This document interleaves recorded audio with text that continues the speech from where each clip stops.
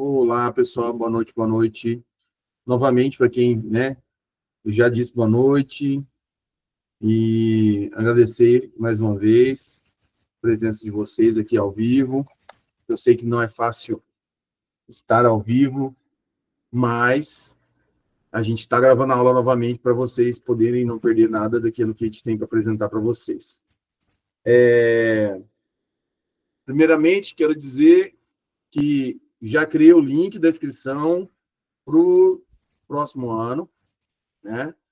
Aqueles que tiverem aí uns pagamentos em dia, pede o link para a gente poder já organizar a entrada no próximo grupo, que vai ter o quê? Qual é a aula que nós vamos dar? Eu pensei muito, gente, qual aula eu poderia colocar para vocês para manter essa formação continuada dentro do Estatuto da Criança e Adolescente, e eu vejo que a gente estuda muito pouco o direito fundamental de criança e adolescente. Porque dentro do fluxo que nós vamos passar para vocês, que é um fluxo que eu já venho trabalhando há muito tempo, vocês já acredito, já devem ter ouvido falar dele, uma das primeiras perguntas que o conselheiro tutelar faz é qual é a ameaça de violação de direito ou qual é o direito violado para que eu possa atender. E aí a gente fica perdido, por quê? Qual é o direito violado? Que direito violado é esse? Do que nós estamos falando? Que de fato nós estamos falando? Né? E aí, o que de fato nós estamos falando é o direito fundamental da criança e adolescente. Então, nós temos que aprender melhor o que é o direito à saúde, o que é o direito à educação. Nós vamos abordar todas as temáticas da saúde, todas as temáticas da educação, de convivência familiar comunitária, entrando, inclusive, no acolhimento institucional, né? Família acolhedora, outras modalidades que estão surgindo, como a guarda subsidiada, que vocês poderiam sugerir nos municípios de vocês.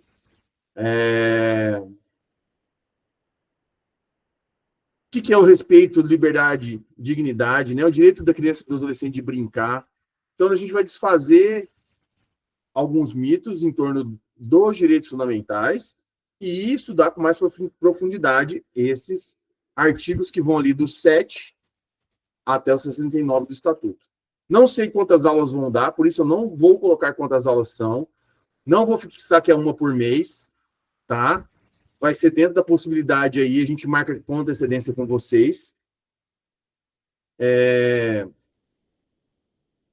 Mas acredito que devam ser aí mais ou menos uma aula por mês, dentro do nosso mesmo esquema, no mesmo valor, R$ 50 por mês. Né?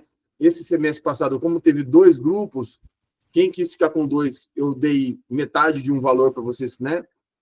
Ficarem nos 2, teve quem ficou só em um, mas enfim, vai ser só uma turma, com a finalidade de fazer esse estudo, aprofundar nesse aspecto do Estatuto da Criança e Adolescente. Tá? Então tá. Hoje nós vamos conversar sobre o que eu chamo de fluxo básico do atendimento do conselho. Por que básico? Porque é aquilo que o Estatuto já traz para a gente. Eu posso implementar ele no meu município, com os meus colegas, no meu colegiado? Posso tentar. Só que o Estatuto traz essa linha de raciocínio. Eu entendo, não é uma criação minha. Tá? Eu vou botar a foto aqui, mas eu compartilhei com vocês no grupo essa foto. Isso não é... O design é uma criação minha. Mas o que acontece? Tá vendo que tá ali A, B, C, D? É um passo a passo. Eu entendi esse passo a passo do Estatuto e traduzi ele numa fórmula de atendimento. Vocês podem botar isso no regimento interno de vocês. Todos os casos que chegarem têm esse desdobramento. Não tem como fugir disso. Por quê? Porque a ação do Conselho Tutelar está limitada pela lei. É claro que o Conselho Tutelar tem um poder. Não tenho dúvida. Não tenho dúvida disso. Mas ele está limitado no seu poder. Vou usar o exemplo do Fernando. Ele deu aí um caso, uma situação que é de uma situação de possível violação de direito, agora, né, antes no começo da aula, onde está o CMDCA necessitando buscar melhorias para a política da infância e juventude, mas as entidades não têm recebido os recursos do fundo da infância e juventude, pelo que eu entendi. Cabe ao Conselho Tutelar diretamente? Não. Mas ele pode provocar o CMDCA, ele pode provocar o MP. Tudo isso, o Estatuto dá pra gente. Porém, a gente, às vezes, não consegue enxergar isso bem. E eu faço essa tradução. Por quê, gente? Retomando uma coisa que eu já falei para vocês lá no começo, né? A experiência que a gente tem, tanto na prática quanto na teoria, para a gente entender o Estatuto, facilita esse entendimento. Não é fácil chegar 1 ano, 2 anos, 3 anos, para sentar e estudar o Estatuto, que é uma lei que as pessoas não estudam. Não temos uma faculdade que se debruce para estudar o Estatuto da Adolescente. Por isso, toda essa grande dificuldade que a gente tem, né? Essa falta de divulgação, a gente percebe que a sociedade faz o quê? Eu estava discutindo, né, num grupo, não sei se vocês estão num grupo aí nacional, da Associação Nacional de Conselheiros Tutelares, essa situação da conselheira que veio a óbito. A única coisa que eu fiz foi rezar por ela, não me manifestei em grupo, não entrei nessa vibe, porque agora tem conselheiro tutelar querendo usar arma. Acontece uma violência contra o conselheiro tutelar e o conselheiro quer usar arma. Eu falei, gente, vocês querem causar mais violência? Vocês querem que o conselheiro passe mais perrengue? Porque a lógica eu entendo que é, onde tem mais arma vai ter mais violência, né? Com vontade, com perfil de policial dentro do conselho. Isso, nossa. E por que eu tô falando, entrei nisso?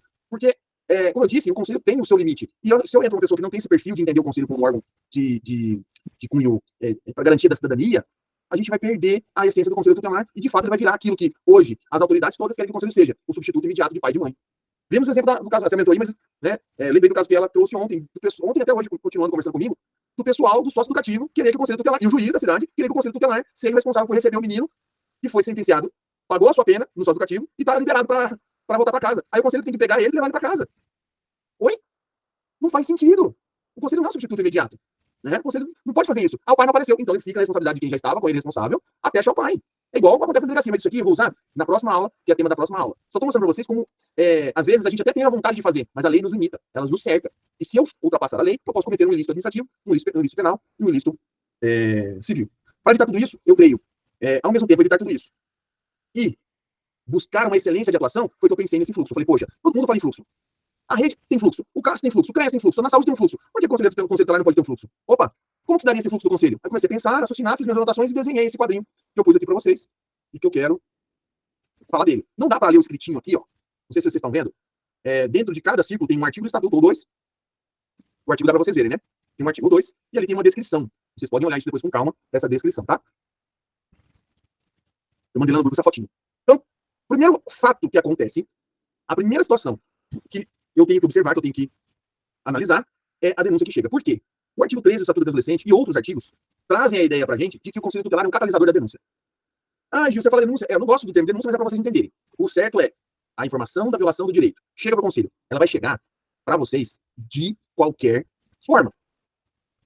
Ela vai chegar por Disque 100, ela vai chegar pessoalmente, ela vai chegar por telefone, ela vai chegar por rede social, Messenger, WhatsApp. Ela vai chegar, se brincar, chega por sinal de fumaça ou por código Morse. Mas a informação de direito tem que chegar. E alguns órgãos são obrigados a comunicar, principalmente escola e saúde. As unidades escolares e as unidades hospitalares de saúde têm o dever, a obrigação de comunicar. E se não comunicam, estão passíveis de receber do Ministério Público uma ação, tá? Por uma infração administrativa do Estatuto e podem pagar multa por isso. Multa essa que, se o juiz decretar, poderá ser disponibilizada para o Fundo da Infância e Juventude do município. Então, esse é o primeiro ato, a primeira situação. O Conselho vai receber informações de violação de direito. Quando ele recebe uma informação de violação de direito, ele não pode ficar com essa informação no seu WhatsApp, na sua cabeça, no seu cérebro. Não, ele tem que anotar, ele tem que passar isso por papel, ele tem que ter, né, como passar isso para o colegiado. Então, sugiro uma ficha de atendimento, uma ficha de denúncia, para vocês receberem essa informação, anotar essa informação. Quando estiver no plantão em casa, ter facilidade, em vez de ficar anotando em bloco, nos bloquinhos da vida, nos papelinhos, da gaveta, igual eu estou mostrando aqui, montem um formulário. O CIPIA tem um formulário base de informação de violação de direito. Pode usar as informações que tem no CIPIA. O importante é que vocês possam conduzir, a partir do recebimento dessa denúncia, algumas observações, que aí a gente passa para a letra B, o segundo passo. Agora é a hora de, com essa informação de direitos, essa informação de violação de direitos na mão, eu observar dois itens. Eu tenho que olhar para dois artigos do Estatuto. Eu tenho que olhar para o que vai ser, né, as aulas do semestre que vem, né, as aulas do primeiro semestre de 2025, que é o que está contido no artigo 4º, resumidamente, são os direitos fundamentais que podem ser ameaçados ou violados. Aí você vai lá no artigo 4º, vai olhar e vai dizer qual é o direito ameaçado ou violado dessa lista. Quais são? Vida, saúde, educação, esporte, lazer, convivência familiar comunitária, dignidade, respeito, liberdade e a profissionalização ao trabalho. Pelo menos acredito que sejam esses os direitos fundamentais agora de memória. Se eu identificar ameaça de violação ou uma violação, eu passo a ter uma possibilidade inicial de atendimento. Só que eu preciso de uma segunda observação. Eu tenho que analisar o artigo 98. Porque o artigo 98 diz que as medidas de proteção poderão ser aplicadas caso ocorra a violação de direito cometida por ação ou omissão do Estado. Eu só abrir o Estatuto para poder falar isso sem errar. Ação ou omissão da sociedade do Estado, tá certo. Gente, a ação é algo que eu faço. Omissão é algo que eu deixo de fazer. Falta, omissão ou abuso dos pais responsáveis. Falta, omissão ou abuso. Falta e omissão andam muito próximos, estão muito ligados. Mas o abuso, eu não gosto, eu falei da palavra abuso, mas ela pressupõe que eu ultrapasse uma normalidade daquilo que é a minha responsabilidade enquanto pai ou enquanto responsável legal. E em razão de sua conduta. Vamos destrinchar essas três possibilidades. Vamos pensar comigo. Olho para o artigo 4º e identifico a ameaça ou violação de qual direito? Tá bom, eu tenho a suspeita de que eu tenho... Lembre-se disso. Basta a suspeita para o Conselho Tutelar agir. Está no artigo 13 isso. Se eu tenho a simples suspeita de que eu tenho uma ação ou omissão da sociedade do Estado, falta, omissão ou abuso dos pais, ou uma violação de direito em razão da própria conduta da criança ou adolescente, se eu unir essas duas coisas, eu de fato tenho que entrar no caso. Não posso engavetar o caso. Eu tenho que levar a situação adiante. Eu tenho que tentar achar uma medida, uma atribuição para começar o atendimento. Tudo bem? Então tá. Dito isso, o que é uma ação da sociedade? Quando o cidadão comum comete alguma violação contra a criança ou adolescente. Quando alguém de fora da família comete uma violação de direito. Ou o agente do Estado, aquele que está dentro do Estado, servidor público, para vocês entenderem, comete uma violação de direito por uma ação ou omissão. Ele faz algo que viola ou ele deixa de fazer algo que viola. Vamos para os exemplos. Uma ação da sociedade que viola direito de criança e adolescente. Esses sites de pegadinha, esses vídeos que aparecem às vezes no Instagram, de piadinha, mostram essa possibilidade. Né? Quantos de vocês já não viram uma situação assim? Uma mãe gritando com uma criança, ou pegando a criança e levando para o escuro. Quantas pessoas têm uma atitude de proteger essa criança? De ir lá falar com a pessoa? Já viram essas pegadinhas? Se o cidadão, que não é familiar, age contra o direito da criança e adolescente, ou deixa de agir, esses que são omissos estão violando o direito. Por quê? Porque a gente tem que lembrar do artigo 18. O artigo 18 do Estatuto fala o quê? O artigo 18 fala do dever de todos, gente. O artigo 18 fala: é dever de todos velar pela dignidade da criança e adolescente, pondo-os a salvo de qualquer tratamento desumano, violento, aterrorizante, vexatório ou constrangedor. Ora, quando a mãezinha está lá no bar, bebendo uma cerveja, o denunciante provavelmente tem o mesmo dever de cuidar daquela criança, como se pai ou mãe fosse. Olha a profundidade do que nós estamos conversando. Olha quantos artigos a gente vai abraçando para conversar. Então, qualquer situação, o cidadão, a sociedade, tem o dever de cuidar. Se ela não cuida, ela está sendo omissa. E se ela está sendo omissa, ela está sendo permissiva com violação de direito, ou seja, também está violando direito. Ok? Então tá.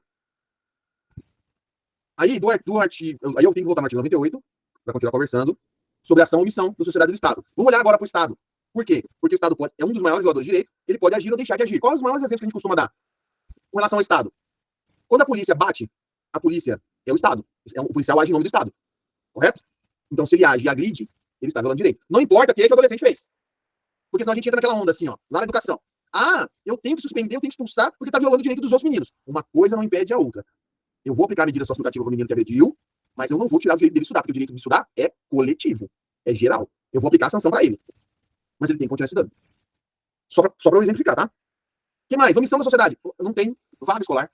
Se eu não tenho vaga escolar, o Estado está sendo omisso. Por quê? Porque como que eu resolvo o problema de vaga escolar? Com matemática, aritmética, básica. Eu faço uma média de quantos nascimentos eu tive no ano. Eu ligo no cartório e falo assim: cartório, quantas crianças nasceu em 2000? Até 2020. Faço a média e vou saber quantas crianças eu vou ter daqui para frente. Não é fácil? Isso é planejamento, inclusive para a questão orçamentária, né? Após esse ação e omissão da sociedade do Estado, a gente tem falta, omissão, abuso dos pais. O abuso dos pais, eu falei, tem uma certa linha aceitável para que os pais possam agir com os filhos, né? Lembrando que a lei hoje não permite bater. Qualquer forma de ação que cause dor é violência física. Já falamos sobre isso. E a diferença de falta ou de omissão? Na falta, eu não estou presente para agir. Eu estou ausente. Lembra da chamada da escola? Fulano, presente. Beltrano, ausente. Na omissão, apesar de presente, eu deixo de fazer. Entendeu a diferença? Na omissão, eu estou presente e deixo de fazer. Então, a diferença entre falta e omissão é estar. Ok? E a ação da criança ou do adolescente que viola o próprio direito. Qual é essa ação? É uma ação, às vezes, de ingestão de bebida, de ingestão de droga, do tal da vape hoje em dia, tá bem na moda, né? Aquelas cigarros eletrônicos, que são proibidos. Quando a criança ou adolescente comete automutilação, quando o menino mata a aula. Então, são várias possibilidades de cometer violação de direito em razão da conduta da criança. É a criança que se põe em risco. É o adolescente que se coloca em risco e face à atitude dele. E isso não se confunde com ato infracional, pelo amor de Deus. Porque a hora que for pra delegacia, ou no caso da Selma, do menino lá com o sócio-educativo, eles vão falar para vocês que eles estão com os direitos violados. E que aí o conselho tem que agir. Qual o direito violado? Se eles estão protegidos pelo Estado. Se eles estão dentro da delegacia. Se eles estão dentro do sócio-educativo, qual o direito dele está violado? Ele está protegido. Então, qual seria o direito violado? Percebe? Então, a conduta dele que causa violência para si é diferente do ato infracional, onde, com o ato infracional, ele pode causar dano a terceiro, não para si. Quando eu falo em razão de sua conduta, eu estou falando, o Estatuto está querendo dizer, de uma autoviolação de direito, não de uma violação de direito de terceiro. Isso é muito importante vocês captarem isso. Pelo amor de Deus. Então, fecho o item B, entendendo os artigos 4º e o artigo 98. Onde eu tenho as violações, onde eu tenho o agente violador. Se eu tenho e identifico esses dois, aí sim eu posso ir para o item C. Se eu não identificar esses dois, eu não vou atuar diretamente com as medidas ou diretamente, propriamente, com as atribuições. Eu posso dar uma orientação, eu posso explicar alguma coisa, eu posso falar para procurar tal lugar, né? Mas papel do conselho para fora, sem esses dois requisitos, esses dois itens são os pré-requisitos para atendimento do conselho tutelar.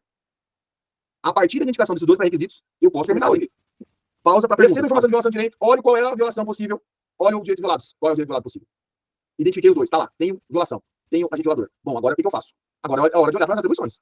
Dentre as 20 atribuições descritas no artigo 136, qual delas vai se encaixar para dar sequência ao atendimento? Gente, 99% vai ser 136.1 e 2.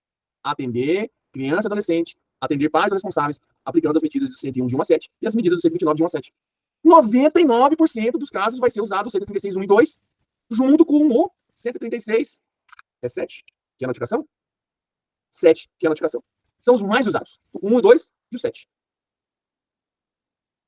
Olha para o 136 e pensa na atribuição. Qual atribuição que eu vou usar? Primeiro eu tenho que acessar a família. Para me acessar a família, eu tenho que notificar. Depois da notificação, eu vou fazer atendimento. Então, normalmente, a sequência é 136.7, 136.1 ou 136.2. Esse é o basicão do que vai fazer todo dia. Esse é o basicão que vai fazer todo dia. Beleza? Bom, a partir do momento que eu vou para o 136.1 e 2, eu vou para o entender, que é olhar qual medida. Usei a atribuição básica, 136.7, 1 e 2. Eu vou ter que escolher a medida. A hora que eu vou escolher a medida, eu tenho que já imaginar qual é o órgão da minha rede que vai buscar a solução do problema. Qual é o atendimento que essa família precisa? É saúde? É na área médica? É na área da saúde mental? É educação? É assistência social? É CRAS ou CREAS? Basicamente, quando eu mando para CRAS, quando eu mando para CREAS? Se eu tenho que fazer prevenção e eu ainda tenho vínculos familiares, CRAS. Se eu não tenho vínculos familiares, ou se eu já tenho uma violação de direito, eu vou para CREAS. Esse é o básico de identificação. Tá? Ou é outra política? É esporte? É lazer? Qual é? Proteção ao trabalho? Eu vou encaminhar para o local adequado. E aí eu tenho que abrir o 101, tenho que abrir o 129, e ainda a possibilidade de ser no caso do uso do 18B. Porque o artigo 18B é medida específica para violência física e violência psicológica. Tá?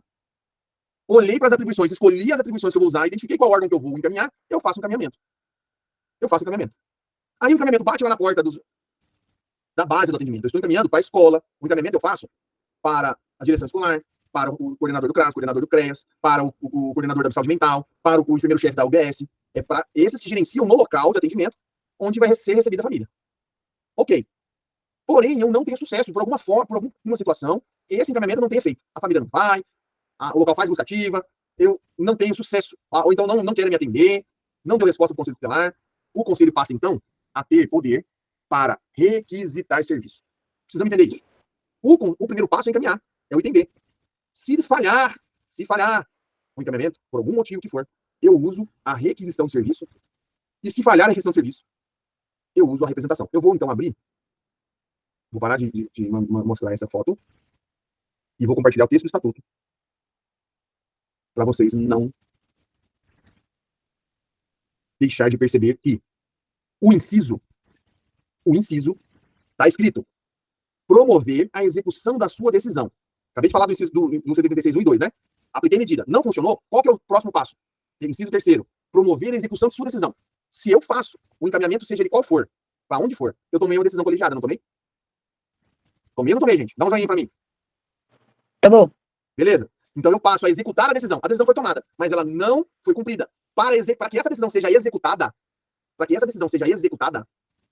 eu requisito o serviço. Então, eu não requisito o serviço direto. Eu tenho o primeiro passo do encaminhamento, o inciso 1 e 2, e aí eu passo a poder requisitar o serviço, porque eu posso, para executar a minha decisão, requisitar esse serviço. De qual área? Saúde, educação, serviço social, previdência, trabalho e segurança. São só nessas áreas. Está limitada às áreas que o Conselho Tutelar pode requisitar serviço. Repete, Gil, saúde? Tá aqui, ó, tá na tela. Requisitar serviço público de saúde, educação, serviço social, previdência, trabalho e segurança. Vaga escolar é um serviço da educação, não é?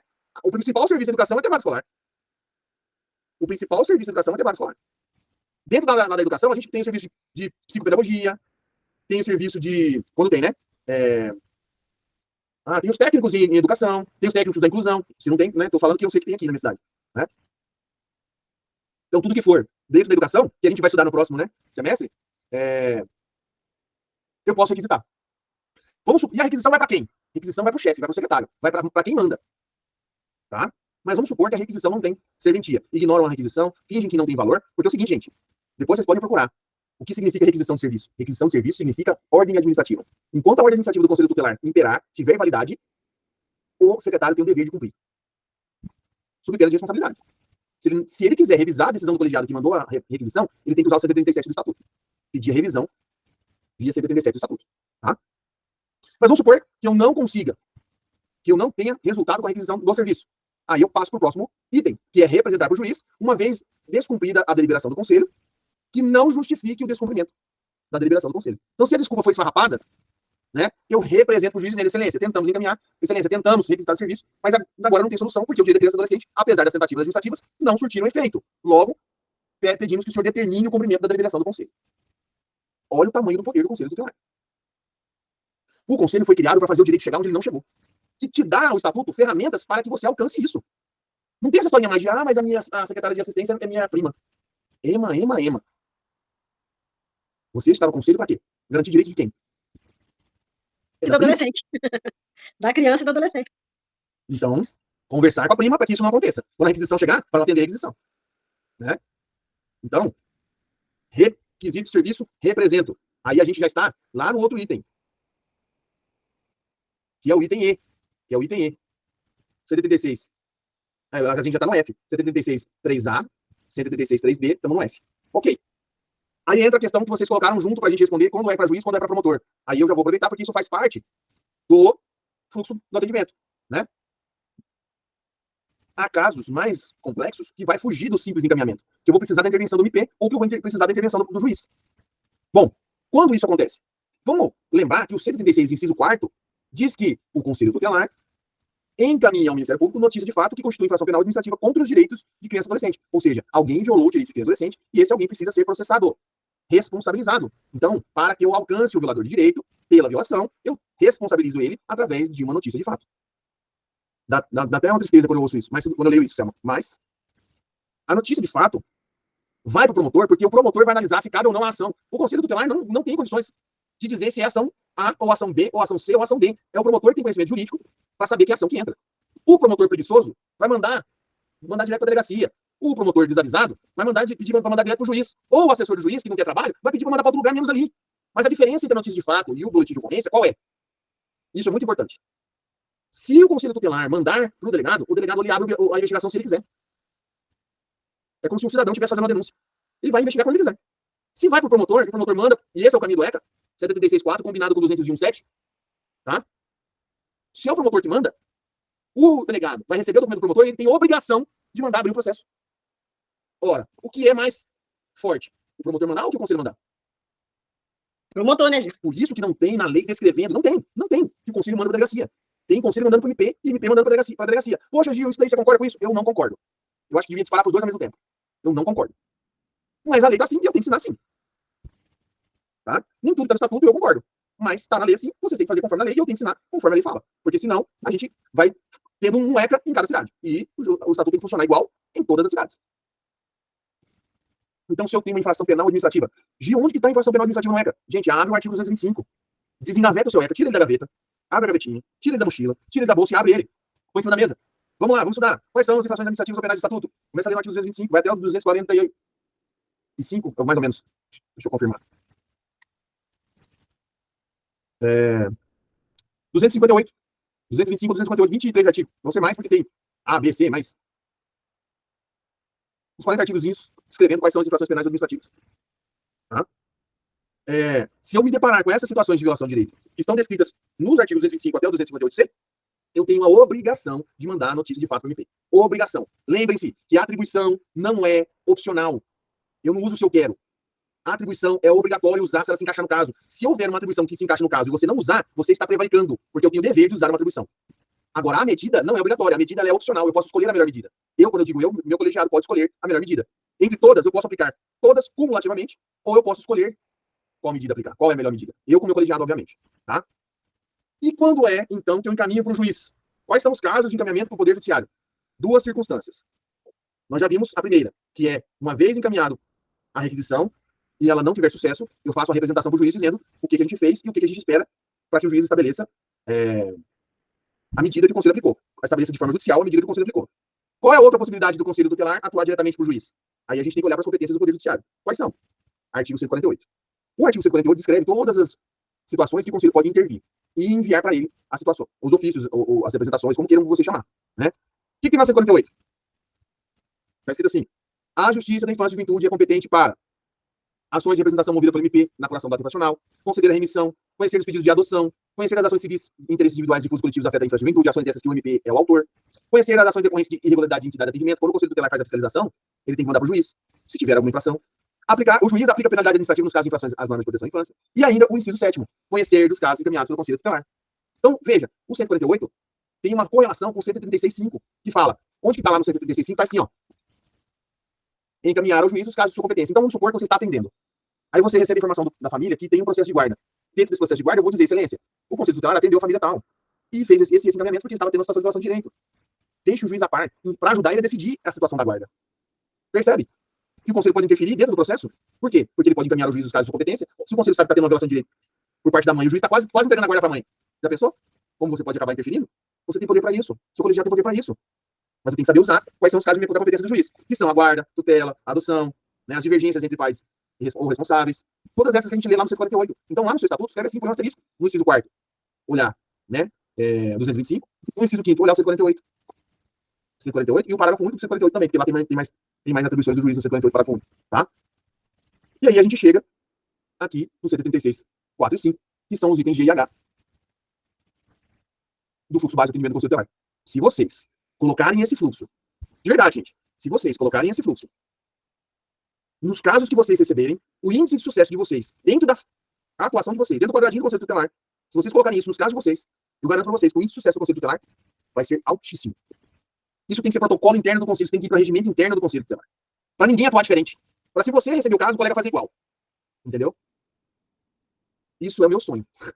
Isso é o meu sonho. Ver o Conselho Tutelar atuando conforme todas as descrições que a gente trouxe para vocês aqui, desse beabá de preparação conselheira, incorporado aqui, desde que entra o caso no Conselho, até os casos chegarem dentro do Poder Judiciário. E agora, abro para as perguntas, caso vocês queiram conversar mais comigo, porque era isso que eu gostaria de passar para vocês nessa aula, identificando aí, inclusive, né, quais são os momentos de encaminhamento, seja para o juiz, seja para a MP.